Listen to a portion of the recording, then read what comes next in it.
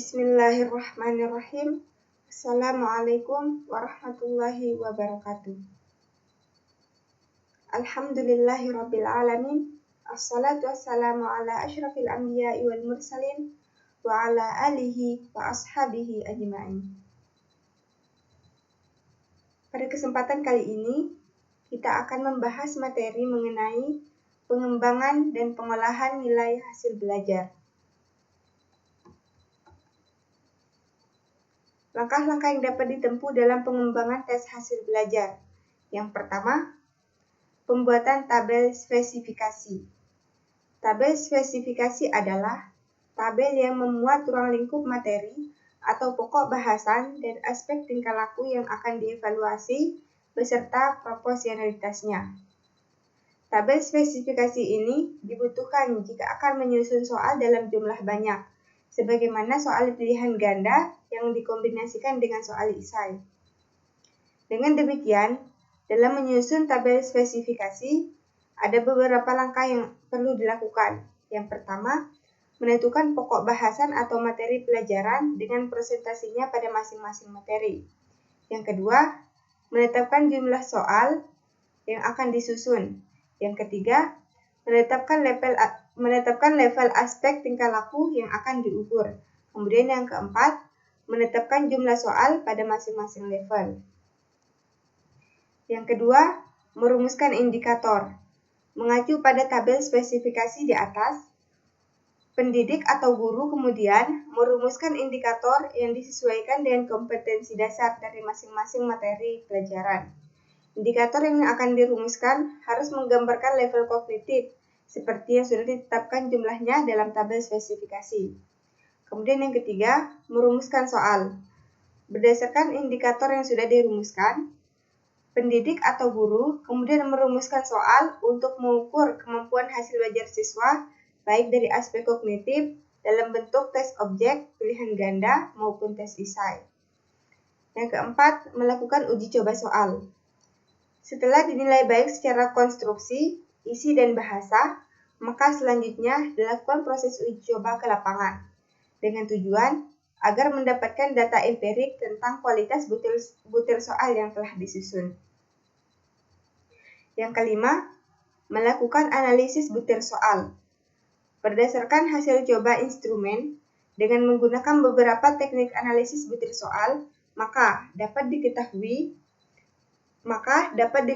kualitas butir soal yang ada, dan selanjutnya dapat dilakukan proses klasifikasi butir soal untuk ditindaklanjuti. Kemudian yang keenam, memperbaiki soal.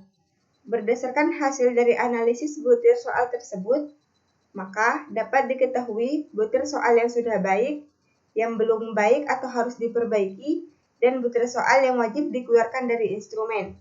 Dan butir soal yang belum baik dapat diperbaiki untuk dimasukkan kembali menjadi seperangkat instrumen. Yang ketujuh, melaksanakan tes.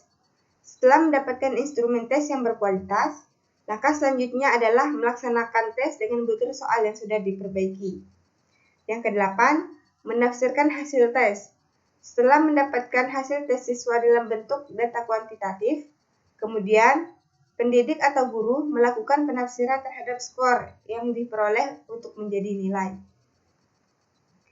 Analisis hasil tes belajar. Setelah pengembangan tes hasil belajar, kemudian diuji coba sampai akhirnya dilaksanakan tes, maka kita mendapatkan hasil tes belajar dengan segala kelebihan dan kekurangan. Untuk menganalisis hasil tes belajar, ada beberapa teknik yang dapat kita gunakan, baik secara statistik maupun non-statistik. Cara analisis tes hasil belajar dengan pendekatan statistik. Yang pertama, analisis tingkat kesukaran. Tingkat kesukaran soal adalah analisis tentang sejauh mana soal itu dijawab benar atau dijawab salah oleh peserta didik, sehingga dapat diketahui mana soal yang termasuk dalam kategori mudah, sedang, ataupun sulit. Yang kedua, analisis daya pembeda soal. Daya pembeda soal adalah kemampuan soal dalam membedakan antara kelompok siswa yang nilainya tinggi dan kelompok siswa yang nilainya rendah. Artinya, Sebuah soal itu dikatakan baik apabila dijawab benar oleh siswa yang nilainya tinggi dan dijawab salah oleh siswa yang nilainya rendah. Sebaliknya, suatu soal akan dinilai buruk apabila soal tersebut dijawab benar oleh siswa yang nilainya rendah dan dijawab salah oleh siswa yang nilainya tinggi. Yang ketiga, analisis pola jawaban soal. Analisis pola jawaban soal adalah analisis terhadap distribusi jawaban peserta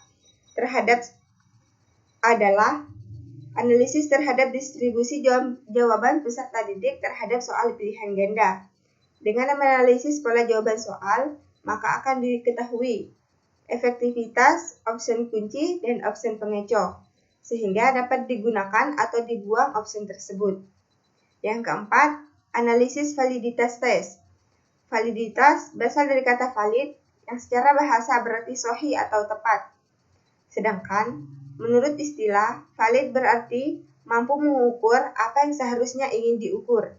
Dengan demikian, maka validitas adalah tingkat kevalidan, tingkat kesahihan, atau tingkat ketepatan suatu alat ukur dalam melakukan fungsi ukurnya. Kemudian yang kelima, analisis reliabilitas tes. Analisis reliabilitas tes. Secara bahasa, reliabilitas berasal dari kata reliable yang berarti andal atau terpercaya. Sedangkan dari segi istilah, reliabilitas adalah tingkat keterpercayaan hasil tes yang diukur dari tingkat konsistensi tes meskipun dilakukan berkali-kali pada kelompok siswa yang sama. Setelah melakukan analisis tes hasil belajar, maka tahap selanjutnya adalah pengolahan nilai hasil belajar. Yang pertama, pemberian skor dan nilai terhadap alat evaluasi tes. Alat evaluasi tes digunakan untuk menilai kompetensi siswa, baik pada aspek kognitif dan sebagian juga pada aspek psikomotorik. Untuk aspek kognitif, tes dibedakan antara tes objektif berupa pilihan ganda dan tes subjektif berupa esai. Yang kedua, pemberian skor dan nilai terhadap alat evaluasi non-tes. Alat evaluasi non-tes digunakan untuk menilai kompetensi siswa pada aspek afektif atau sikap, yaitu dengan menggunakan observasi, angket, atau self-evaluation dan penilaian antar peserta didik dan jurnal. Non-tes juga dapat digunakan untuk menilai aspek kompetensi psikomotorik. Yang ketiga, pengolahan hasil penilaian untuk kerja atau praktik. Berdasarkan hasil penilaian untuk kerja siswa, maka diperoleh data atau skor yang menunjukkan kemampuan siswa dalam mencapai kompetensi yang menuntut peserta didik untuk melakukan tugas tertentu. Pelaksanaan program dan tindak lanjut. Yang pertama, ada program remedial. Bagi peserta didik yang belum mencapai kriteria ketuntasan minimal atau KKM, maka diberikan tindak lanjut untuknya berupa program remedial. Program remedial adalah program tindak lanjut dari kegiatan evaluasi hasil belajar terhadap peserta didik yang menunjukkan kegagalan mencapai KKM, dalam bentuk pemberian tindakan pembelajaran perbaikan karena diasumsikan mengalami kesulitan belajar. Prinsip-prinsip program remedial. Yang pertama, adaptif. Guru harus menyesuaikan metode dan media pembelajaran sesuai dengan daya tangkap, kesempatan, dan gaya belajar masing-masing peserta didik. Kedua, interaktif. Bersifat interaktif dengan keaktifan pendidik untuk secara intensif berinteraksi dengan peserta didik dan memonitoring terhadap kemajuan belajar peserta didik. Yang ketiga, menggunakan berbagai metode pembelajaran dan penilaian. Kemudian yang keempat, menggunakan berbagai metode pembelajaran dan metode penilaian yang sesuai dengan karakteristik peserta didik. Yang kelima, pemberian umpan balik sesegera mungkin. Yang keenam, umpan balik berupa informasi yang diberikan kepada peserta didik mengenai kemajuan belajarnya. Perlu diberikan sesegera mungkin agar dapat menghindari kesalahan belajar yang berlarut-larut dan mendeteksi sedini mungkin kesulitan belajar. Kemudian yang terakhir, berkesinambungan. Pembelajaran remedial dilakukan secara berkesinambungan dengan proses pembelajaran dan pendidik harus selalu menyediakan program remedial sesuai dengan kebutuhan peserta didik. Langkah-langkah program remedial. Pertama, menganalisis kebutuhan, yaitu mengidentifikasi kesulitan atau permasalahan pembelajaran dan kebutuhan peserta didik berdasarkan analisis terhadap penilaian harian atau penilaian tengah semester. Permasalahan pembelajaran antara lain keunikan peserta didik, materi ajar, dan strategi belajar.